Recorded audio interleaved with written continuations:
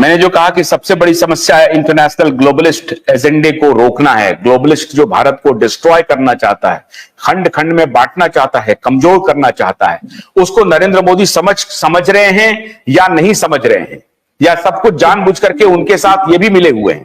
क्या कहना है आपका? देखिए, ये तो उन्हें समझना ही पड़ेगा। ये आपने सही कहा है कि कोई भी विदेशी जो ताकत है, खास करके अमेरिका, चीन, ये नहीं चाहेगा कि भारत एक शक्तिशाली राष्ट्र बने, और उसके लिए वो पूरी तौर से उनकी कंपनियां जो है हमारे देश के प्रशासन तंत्र पर कब्जा बनाए रखे हैं 70 सालों से। उसको छुड़ाना इतना आसान नहीं होगा। मैं आपको एक छोटा सा उदाहरण देता हूं। मेरे बेटे ने एक कंपनी का गठन किया कॉरपोरेट से, और उसकी वो की होती है, और वो की जो सिग्नेचर की, और वो की बनेगा केवल माइक्रोसॉफ्ट के सॉफ्टवेयर पर। मतलब आप एप्पल का मोबाइल या लैपटॉप इस्तेमाल नहीं कर सकते हो, या जो हमारा एक साउथ इंडियन ने जो सॉफ्टवेयर बनाया था उस पर इस्तेमाल नहीं कर सकते हो, केवल माइक्रोसॉफ्ट के इस पे कर सकते हो। तो आप देखिए, हर कंप्यूटर पे तो आप तो छोटी मोटी दवाइयों की बात कर रहा है, आपका पूरा प्रशासन तंत्र ही उनके गिरफ्त में है।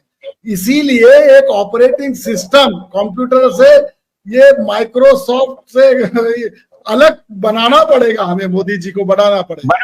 बना लिया अभी मोदी जी ने बनाया। मोदी जी ने भारत ऑपरेटिंग सिस्टम, जो पहले डिफंक्ट हो गया था, मनमोहन सिंह के जमाने में दबा दिया गया, वो पूरी सरकार जो सीआईए के इशारे पर चलती थी, वर्ल्ड बैंक के इशारे पर चलती थी, उसको अभी भारत ऑपरेटिंग सिस्टम आया है। अब पता नहीं वो कितना काम कर रहा है। यहां भी कुछ जो भ्रष्ट अधिकारी हैं वो उस पूरे सिस्टम को दबाने की कोशिश कर रहे हैं, क्योंकि ये माइक्रोसॉफ्ट के ऊपर इनके बीवी बच्चों को घूमने विदेश भेजा जाता है, इनके बच्चों को पढ़ाया जाता है।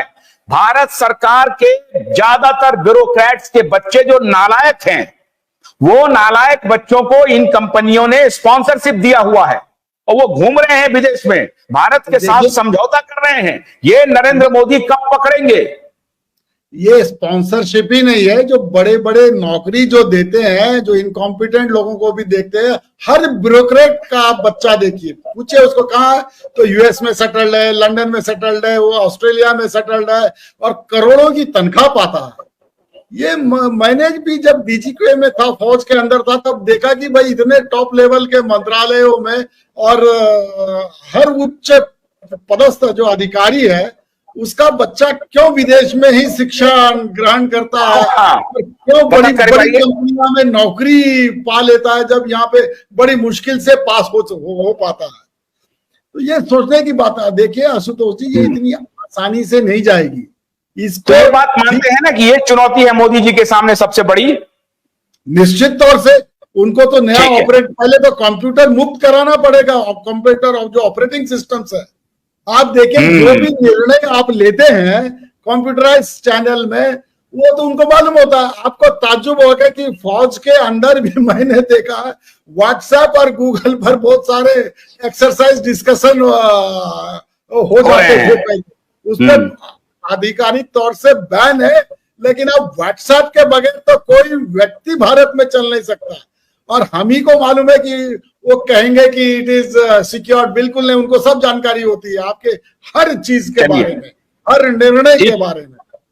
बहुत बहुत शुक्रिया कर्नल साहब और डॉक्टर अरविंद कुशवाहा जी, बहुत बहुत शुक्रिया आप दोनों का। नरेंद्र मोदी की चुनौतियां सिर्फ उत्तर प्रदेश, महाराष्ट्र और हरियाणा के इंटरनल चुनाव नहीं है, या राष्ट्रीय स्तर पर आम चुनाव नहीं है। नरेंद्र मोदी की जो सबसे बड़ी चुनौती है, वो ग्लोबलिस्ट एलीट से खुद को कैसे बचाएं। और आपको ये देखना पड़ेगा कि ग्लोबलिस्ट एलीट में भी कुछ ऐसे लोग हैं जो ह्यूमन अप्रोच के साथ काम कर रहे हैं। उनके तरफ अपने आप को झुकाइए, उन बेईमानों के साथ मत जाइए। बार बार मैं 3 साल से चिल्ला चिल्ला के कह रहा हूं, नरेंद्र मोदी जी, मैं दोबारा कह रहा हूं कि आपकी सबसे बड़ी चुनौती ये जो बाइडेन गैंग है, इससे खुद को बचाना है। बाइडेन गैंग से खुद को बचाइए। ये आकंठ भ्रष्टाचारी हैं और ये पूरी दुनिया को डिस्ट्रॉय करने में लगा हुआ है। इनसे बचिए। बहुत सारे अच्छे लोग हैं, उनके संपर्क में आइए। मस्क साहब से आप संपर्क में आइए। ये जो दलाल है, ये जो क्रिमिनल है हंगेरियन, इससे बचिए। ये सबसे बड़ी चुनौती आपकी ये है। अपना ऑपरेटिंग सिस्टम लाइए, अपनी टेक्नोलॉजी को गार्ड कीजिए, मजबूत कीजिए चारों तरफ से, अपनी टेक्नोलॉजी को एग्जीक्यूट कीजिए।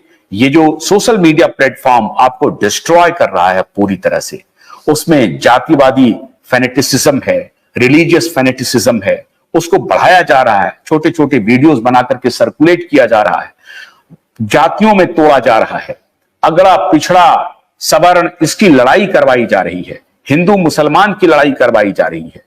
इस प्रकार से ये जो सोशल मीडिया प्लेटफॉर्म है वो आपके लिए बेहद खतरनाक होने वाले हैं।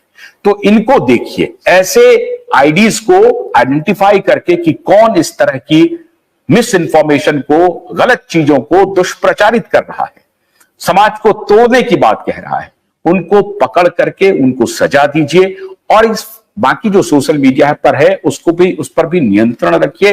अपना कुछ सेटअप तैयार कीजिए। चाइना में नहीं है फेसबुक और गूगल, और इवन रशिया में भी नहीं है, तो आप भी अपने आप को गार्ड कर सकते हैं। आप अगर गार्ड करेंगे तो मिलियंस ऑफ जॉब क्रिएट होगा। जो वहां कर रहे हैं वो हमारे यहां भी करेंगे। तो अपना सिस्टम तैयार कीजिए। 5 साल जो आपको मिला है, इस 5 साल में चाहें तो आप मिरेकल कर सकते हैं। अनसॉलिसिटेड एडवाइस मैं दे रहा हूं, लेकिन आप चाहें तो इस एडवाइस को लें और इस पर दिन रात अगर आप काम करेंगे तो ये छोटी बातें हैं, जातियों में जात कॉम्बिनेशन ये सब करते रहेंगे। आप कुछ बड़ा दर्शन लेके आएंगे तो हमारा देश सर्वसमावेशी होगा। हर धर्म के लोग, हर जाति के लोग एक साथ मिलकर के देश को आगे बढ़ाने के लिए काम करेंगे। बहुत बहुत शुक्रिया। आज इंडिया डिबेट में इतना ही। कल फिर हमारी आपसे मुलाकात होगी। आप सोच कर मत दीजिए। नमस्कार।